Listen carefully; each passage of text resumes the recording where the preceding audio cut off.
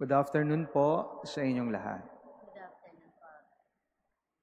Reflecting on our readings today, particularly the Gospel, we are reminded by one of the things we already realize and know, that faith moves mountains. Faith heals. Simply because this is the core of the gospel today. The faith of the people in Jesus. Everybody knows that our Lord Jesus heals. Wherever He goes, people bring their sick relatives and friends for Him to touch and heal them. What is there in Jesus that people of all walks of life are drawn to Him? It is the personality of the Lord, because He does not discriminate against anybody. He welcomes everyone, sinner or saint, Gentile or Jew, servant or free. This makes Him an extraordinary person with an extraordinary heart. The truth, my dear brothers and sisters, is everyone has the gift of healing. Yes, we got sick and suffered a lot, and were healed. We experience brokenness, but the decision to nurture the pain lies with us.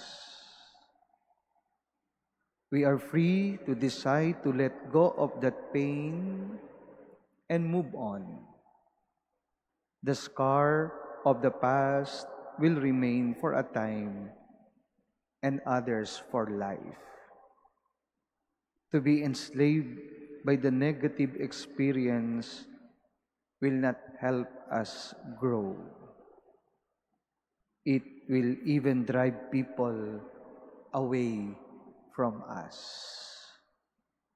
But once we have decided to let go of it, we will immediately feel the presence of God, who will help us cope with it. Once we can move on to live a new life, it is now our turn to listen to the stories of others. This is now the sign that slowly we become a healer, a wounded healer. My dear brothers and sisters, we heal others of their pain when we listen to their repetitive stories of painful experiences. The wounded society needs a listening heart, a heart that is open to absorb the stories of sorrows and pains of life, and a heart that is ready to accommodate the pleadings of forgiveness of others.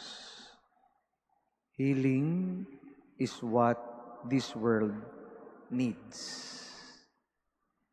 And as we continue with our celebration, let us pray that God will touch our hearts and minds, that we too would have a listening heart and become a wounded healer.